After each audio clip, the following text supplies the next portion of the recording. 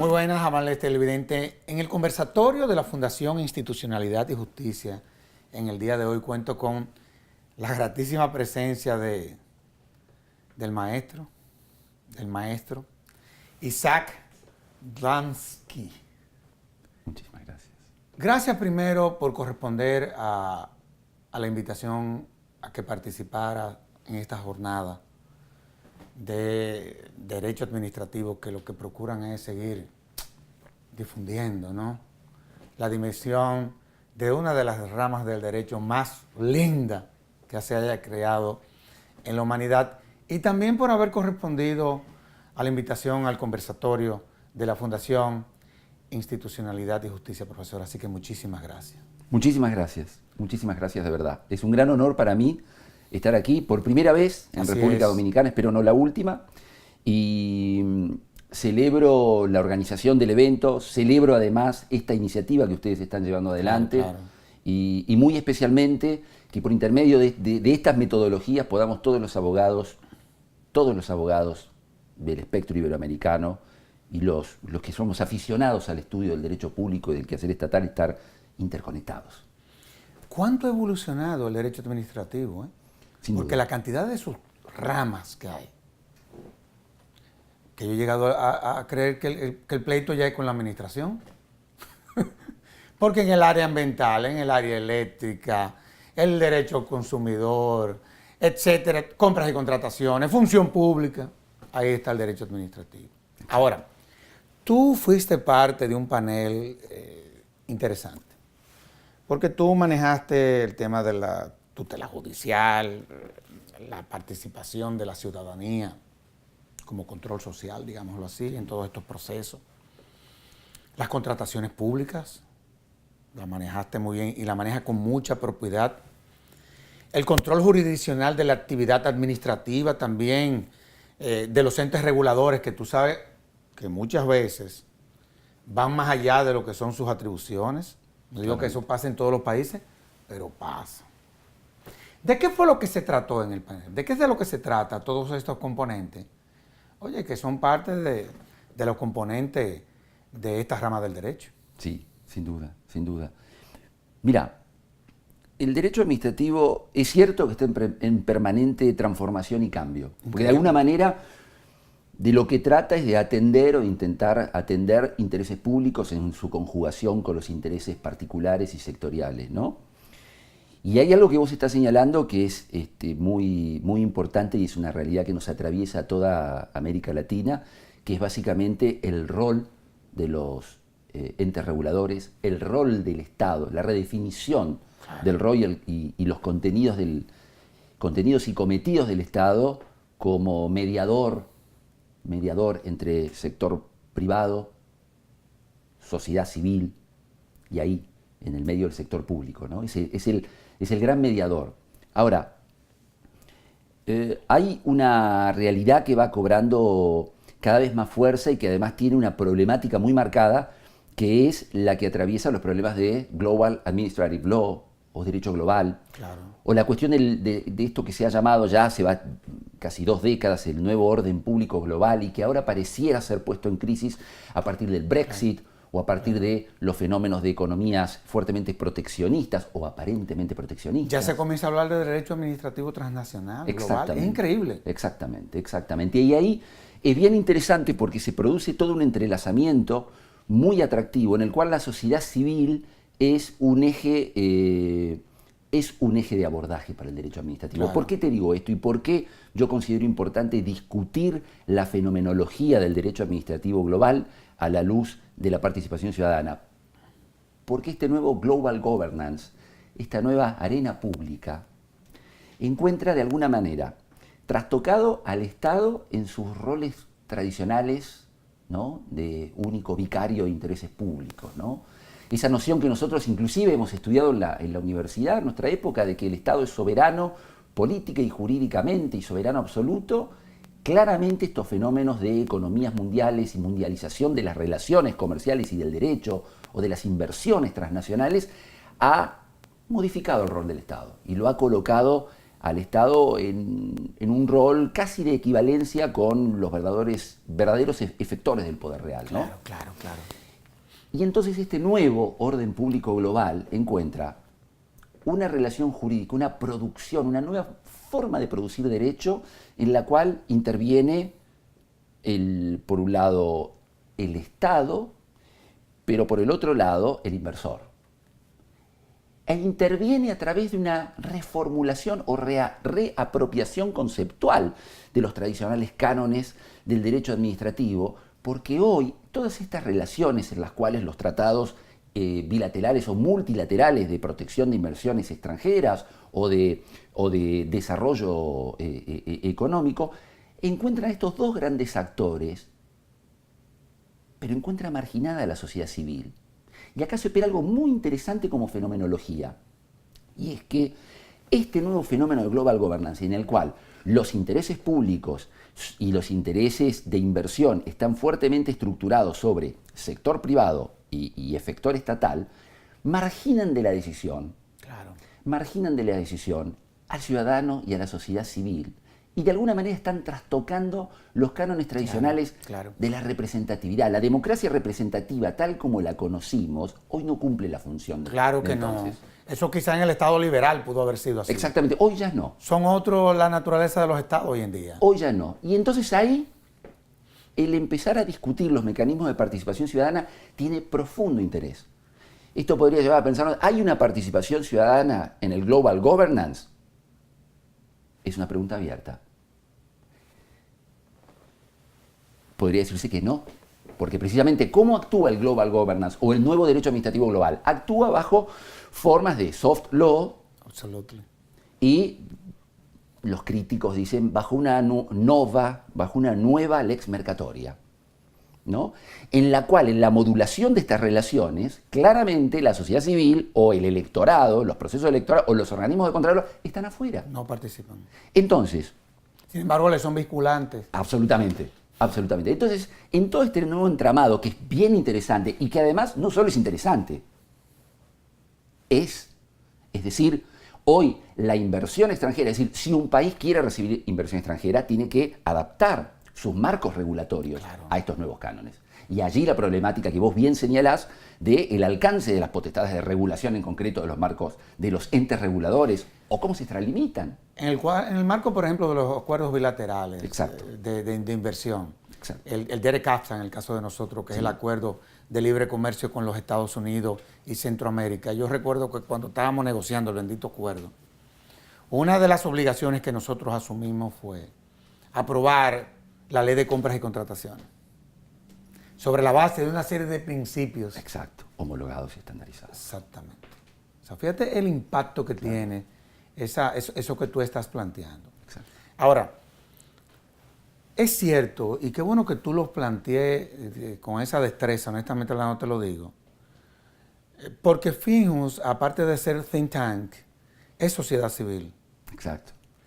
Y nosotros hemos vivido la experiencia de que ya no hay forma de tú construir la democracia sin tú tomar en cuenta la participación de la ciudadanía en todos esos procesos de construcción, de políticas públicas. Inclusive ya los propios congresos se están abriendo. Exacto. A todo lo que desde la sociedad se pueda contribuir. Pero partiendo de esa participación de la ciudadanía a la que tú te referías, ¿cómo puede participar la ciudadanía en todo lo que tiene que ver con el tema de las contrataciones públicas?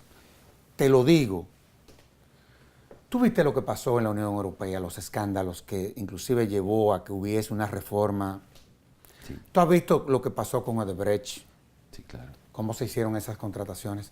Muchas de nuestras leyes de compras y contrataciones tienen una serie de vacíos que permiten que se manipulen las licitaciones. Vamos a hablar con claridad. Exactamente.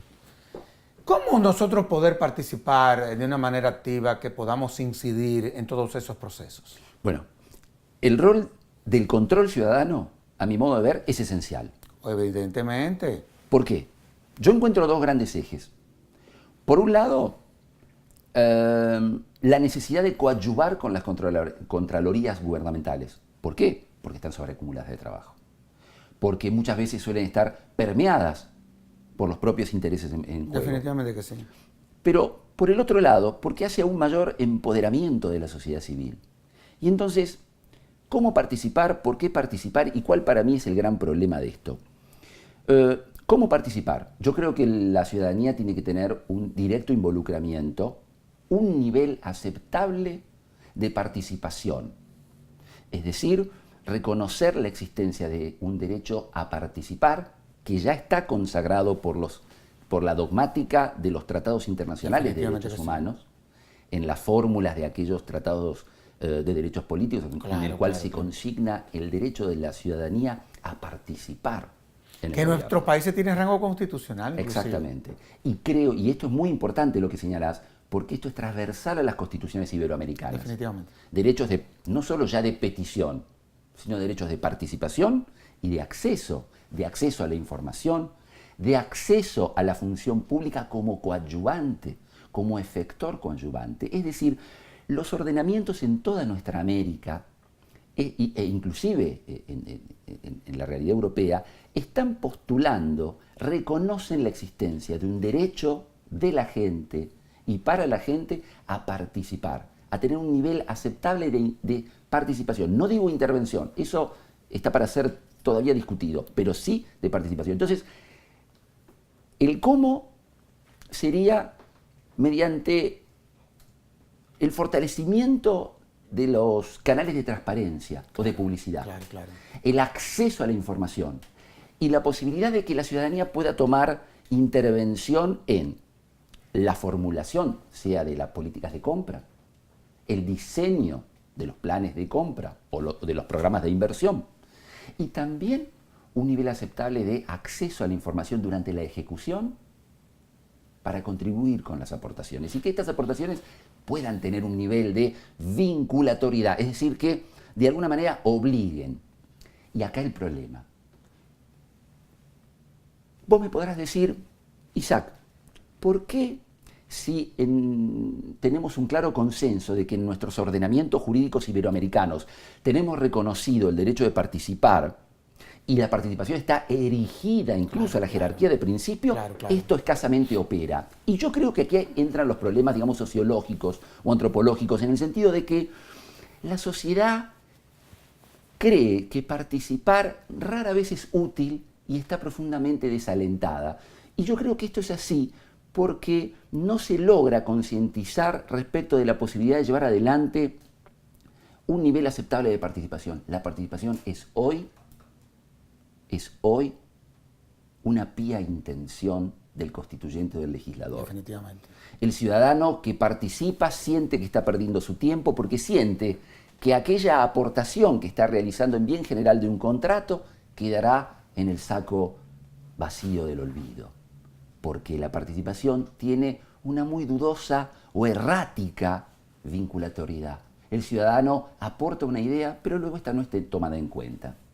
Y acá hay algo muy interesante que a mí me va a interesar plantear en la exposición mía también, que es que la Corte Suprema Argentina empieza a discutir a partir de un fallo trascendental, de una sentencia de la Corte Argentina trascendental del año 2016, esta cuestión de que la participación, si bien en el marco de audiencias públicas y vinculado a la recomposición de cuadros tarifarios, comisiones de sabiduría, en fin. Sí, la participación es un derecho, es efectivo, tiene que estar protegido y tiene que obligar a su tratamiento por parte de las autoridades regulatorias. Eso es así.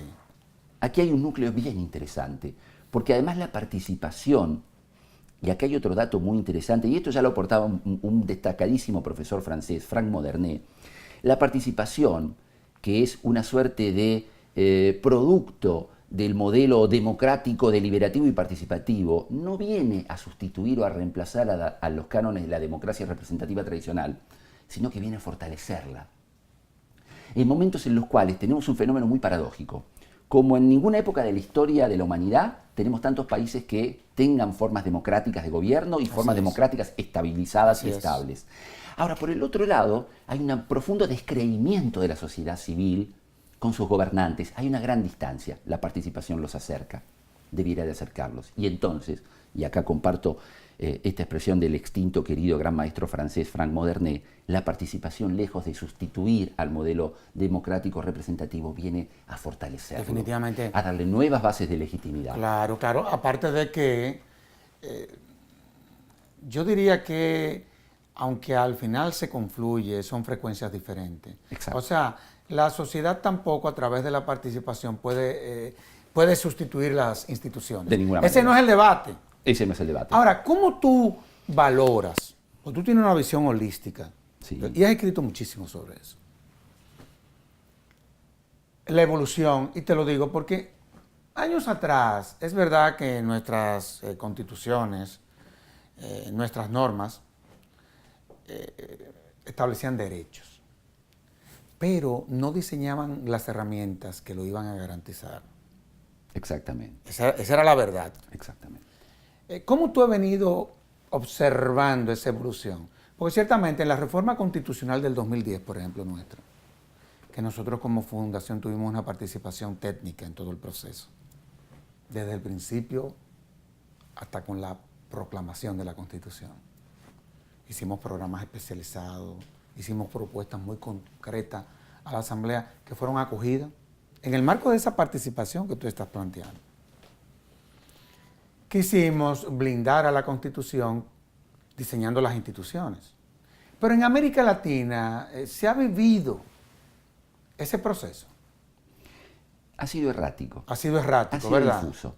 Y acá yo creo que los modelos exitosos de participación o los programas sectoriales exitosos, su éxito se afincó en que en ese sector se operó o se vivenció un cambio cultural. Es decir, que la participación fue percibida por los efectores públicos, por la función pública, como algo positivo, como algo que le dejaba un saldo positivo, no en términos de transparencia, Ya entendí. no en términos de accountability, sino en términos de performance. No, totalmente. Mira, un ejemplo podría graficar lo expuesto. El tema ideológico complicaría la participación, porque muchas veces una cosa son las protestas y otra cosa son las propuestas. Exactamente. O sea, nosotros como fundación creemos mucho en hacer diagnóstico, pronóstico y aportar el tratamiento.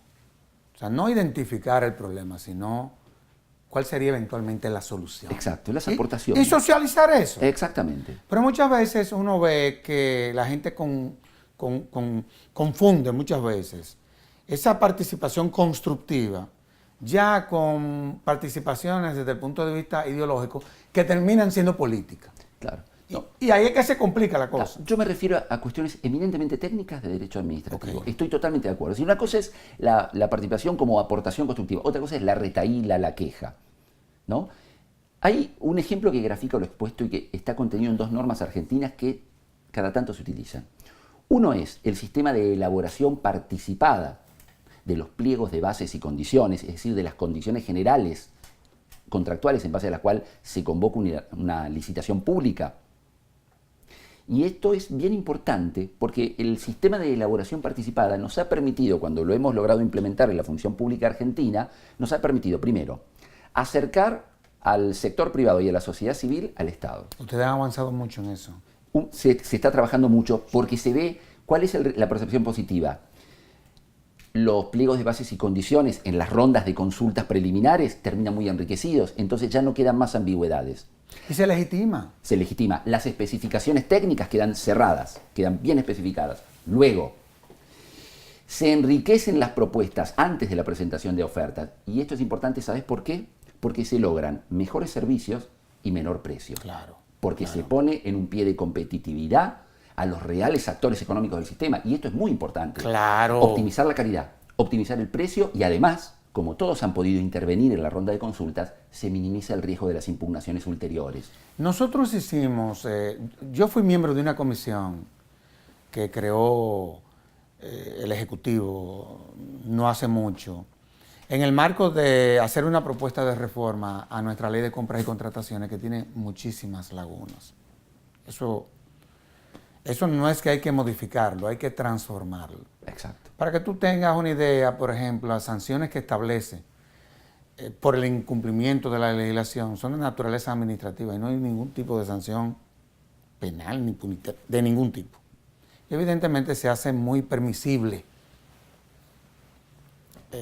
Es más, la legislación legitima prácticas indebidas en todos estos procesos de compras y contratación. Claro, claro. Y nosotros cogimos el modelo argentino del proceso de evolución, conjuntamente con el proceso de evolución de la Unión Europea, que es interesantísimo. Es muy interesante. Sí. Y la verdad es que ustedes han avanzado en los últimos años. Ustedes quizás no se dan cuenta, porque están metidos ahí. Claro.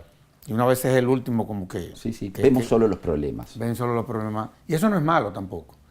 Pero la verdad, y tengo que reconocer que ustedes han avanzado. Ahora, tú sabes que en la mayoría de nuestros países se diseñaron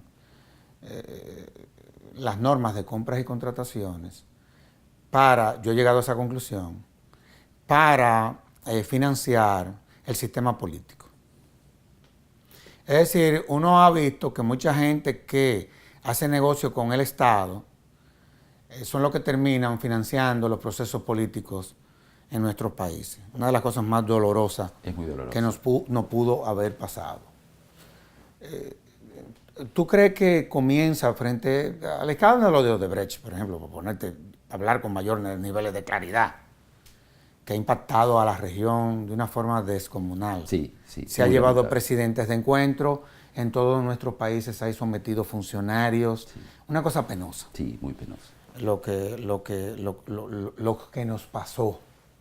Porque de una u otra forma, la forma de hacer política la prostituyeron. Exacto. Según ellos. Sí. Eso no lo estamos diciendo tú y yo.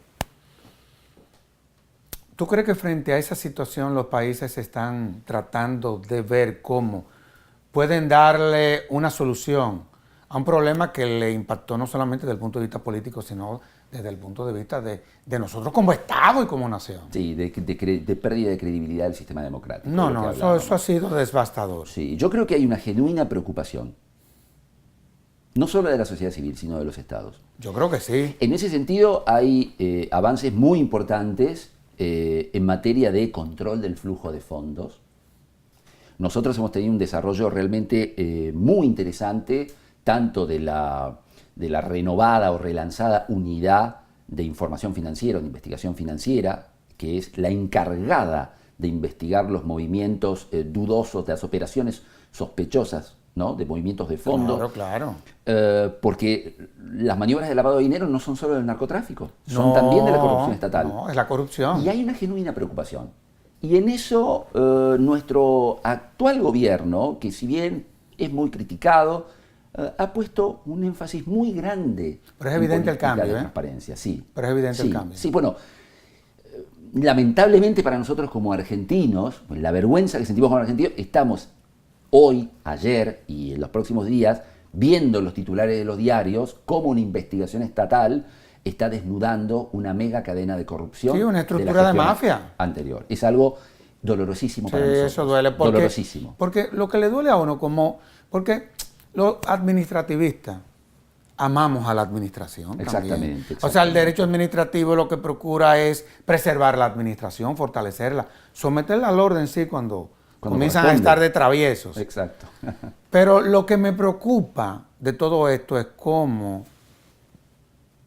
nos limitábamos única y exclusivamente a analizar el tema desde el punto de vista del impacto económico. Y hemos visto que esto ha tenido un impacto devastador en nuestras instituciones. Sin duda. O sea, no hay una cosa que ha sido más dañina para las instituciones que la corrupción. Una cosa impresionante. Sin duda. El tiempo se agotó, es increíble. Hablar contigo es fascinante.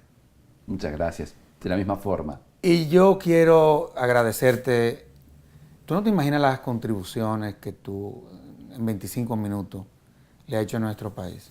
Porque nosotros estamos en ese proceso que ya hace más o menos un año ustedes iniciaron en Argentina. Estupendo. En ese proceso arrancamos nosotros. Estupendo. Y hemos visto los resultados en tan corto plazo que se comienzan a ver en tu país. Pero es muy costoso, requiere mucho trabajo y mucho compromiso. Pero es que esto es doloroso. Es muy doloroso. Los desprendimientos son dolorosos. Son siempre dolorosos. Son siempre dolorosos. Hasta para tú perdonar a una gente, tú terminas llorando en una habitación. Son dolorosos. Sí. Gracias. Gracias por esa contribución, por esos aportes, por haber participado. Esta ha sido una actividad sumamente exitosísima, 200 y pico Sí, lo he de visto. abogados, Lo he visto. jueces, Lo he visto. de Suprema Corte de Justicia, de Corte. De Yo altísimo creo nivel. que deben sentirse ustedes, o deben de sentir una gran satisfacción. Sí, para mí, en lo personal, es un honor enorme estar aquí contigo hoy, estar aquí en República Dominicana por primera vez y el privilegio de estar compartiendo y departiendo con todos en una actividad del más alto nivel académico. Realmente yo te estoy muy agradecido. Gracias, Isaac. Y a ustedes, amables televidentes, les decimos hasta la próxima, en donde estaremos en un nuevo conversatorio de la Fundación Institucionalidad y Justicia. Hasta entonces.